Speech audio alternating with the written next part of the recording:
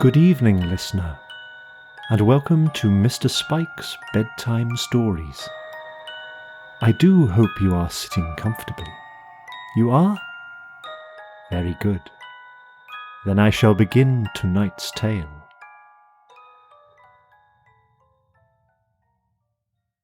John Charrington's Wedding by E. Nesbit. No one ever thought that May Forster would marry John Charrington, but he thought differently, and things which John Charrington intended had a queer way of coming to pass. He asked her to marry him before he went up to Oxford. She laughed and refused him. He asked her again next time he came home. Again she laughed, tossed her dainty blonde head, and again refused. A third time he asked her. She said it was becoming a confirmed bad habit, and laughed at him more than ever. John was not the only man who wanted to marry her. She was the belle of our village coterie, and we were all in love with her, more or less. It was a sort of fashion, like heliotrope ties or Inverness capes. Therefore we were as much annoyed as surprised when John Charrington walked into our little local club — we held it in a loft over the Saddlers, I remember — and invited us all to his wedding. "Your wedding? You don't mean it. Who's the happy fair? When's it to be?" John Charrington filled his pipe and lighted it before he replied. Then he said, "I'm sorry to deprive you fellows of your only joke, but Miss Forster and I are to be married in September." "You don't mean it. He's got the mitten again, and it's turned his head." "No," I said, rising. "I see it's true. Lend me a pistol, someone, or a first-class fare to the other end of nowhere. Charrington has bewitched the only pretty girl in our 20-mile radius. Was it mesmerism or a love potion, Jack?" "Neither, sir. But a gift you'll never have — perseverance, and the best luck a man ever had in this world."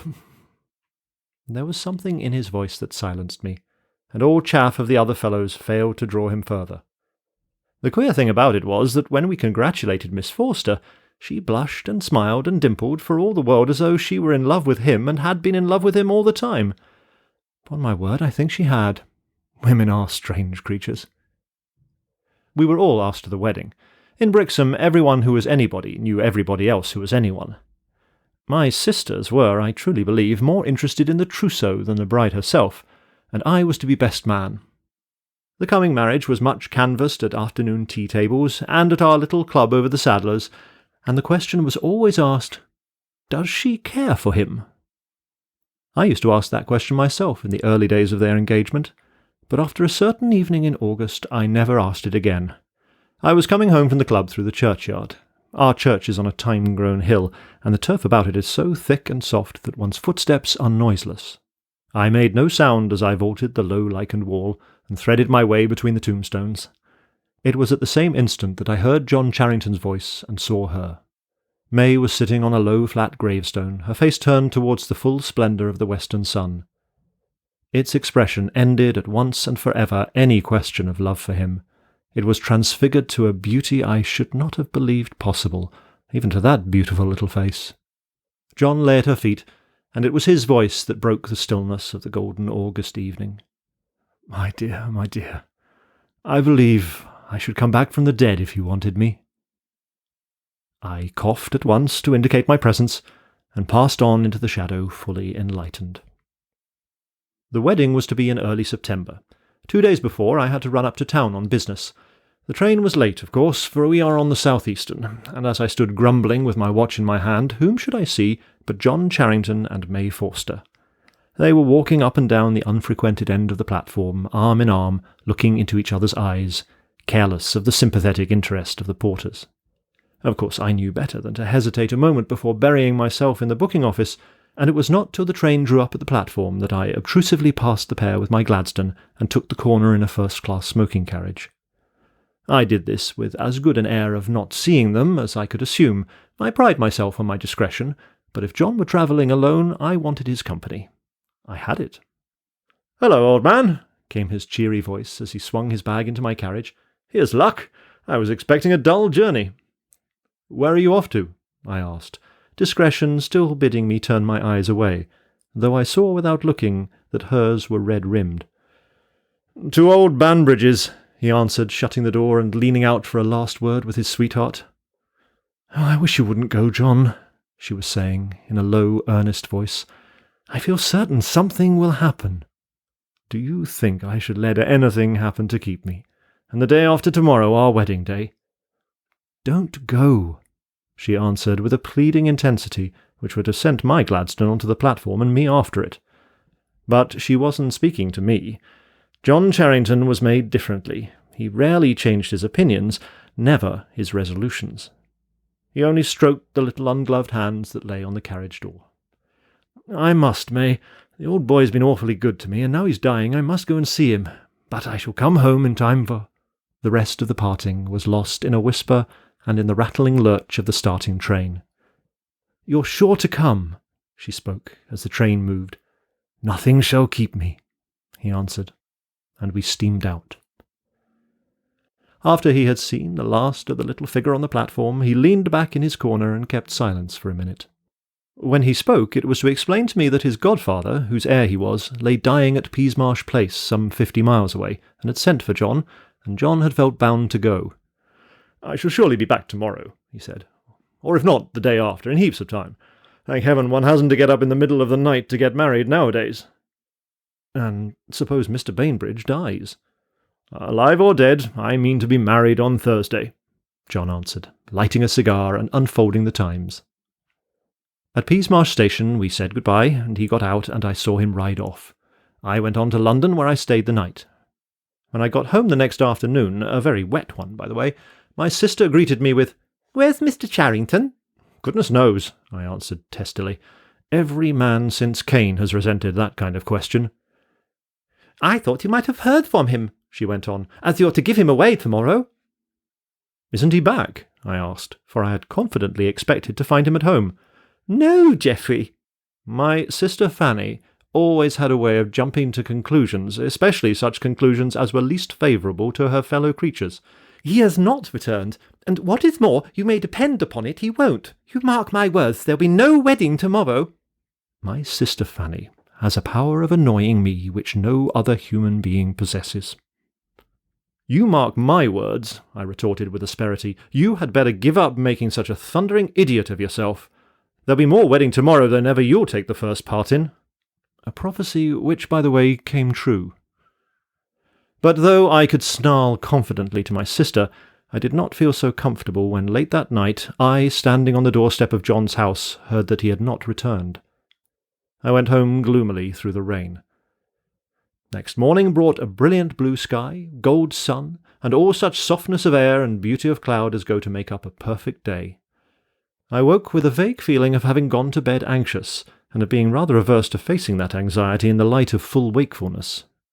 But with my shaving water came a note from John, which relieved my mind and sent me up to the Forsters with a light heart.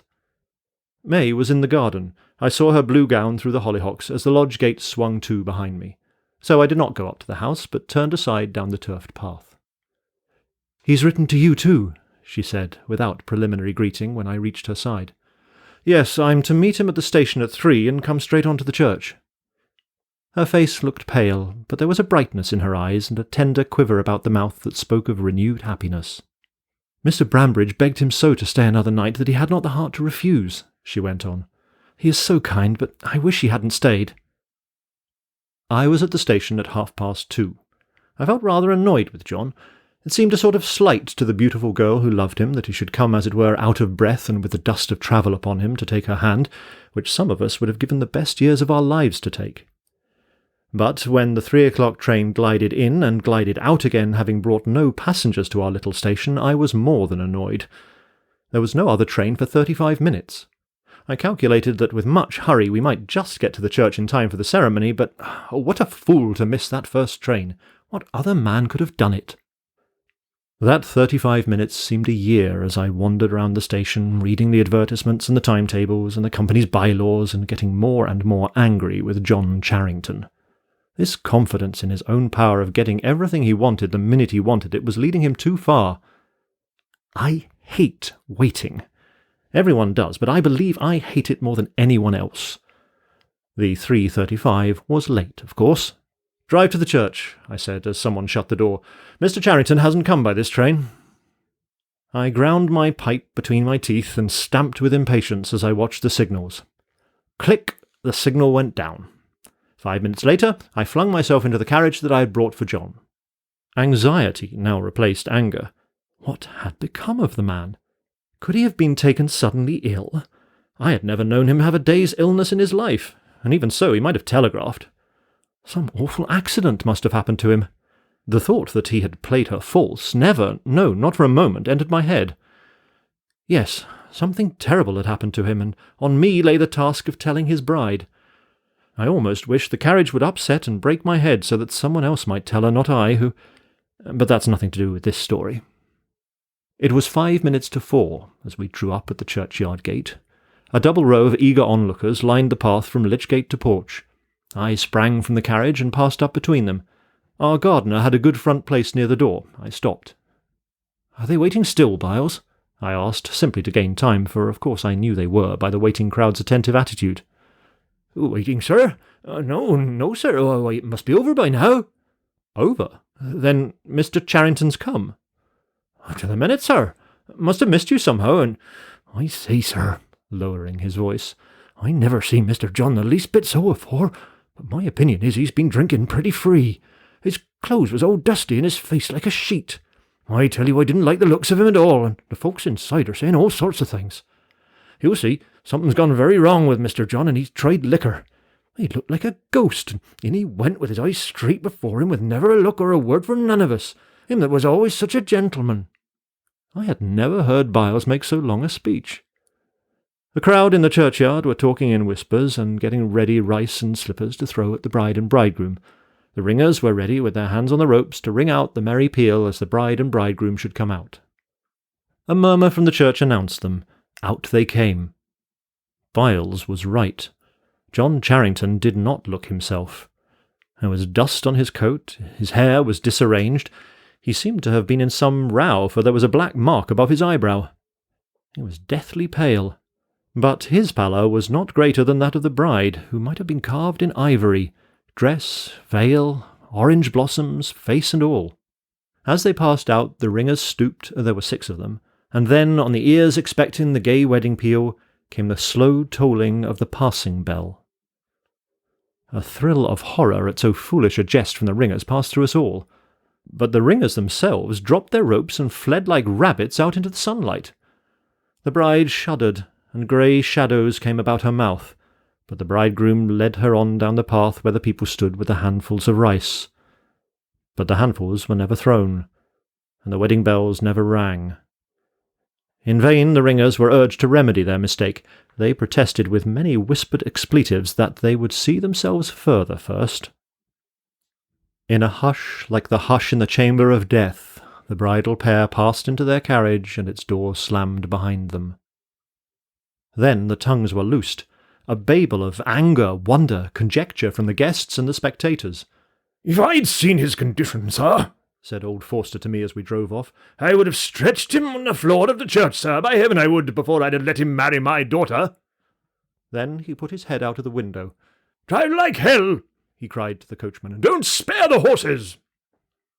He was obeyed. We passed the bride's carriage. I forbore to look at it, and old Forster turned his head away and swore. We reached home before it.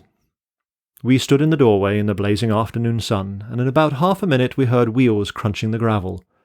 When the carriage stopped in front of the steps, old Forster and I ran down. "Great heaven! The carriage is empty, and yet—" I had the door open in a minute, and this is what I saw. No sign of John Charrington, and of May his wife, only a huddled heap of white satin lying half on the floor of the carriage and half on the seat. "I drove straight here, sir," said the coachman as the bride's father lifted her out, "and I swear no one got out of the carriage." We carried her into the house in her bridal dress and drew back her veil. I saw her face. Shall I ever forget it? White and drawn with agony and horror, bearing such a look of terror as I have never seen since except in dreams. And her hair, her radiant blonde hair, I tell you, it was white like snow. As we stood, her father and I, half mad with the horror and mystery of it, a boy came up the avenue, a telegraph boy. They brought the orange envelope to me. I tore it open. Mr. Charrington was thrown from the dog-cart on his way to the station at 1:30, killed on the spot. And he was married to May Forster in our parish church at 3:30, in presence of half the parish. I shall be married, dead or alive. What had passed in that carriage on the homeward drive? No one knows. No one will ever know. Oh, May. Oh, dear. Before a week was over, they laid her beside her husband in our little churchyard on the thyme-covered hill, the churchyard where they had kept their love trysts. Thus was accomplished John Charrington's wedding.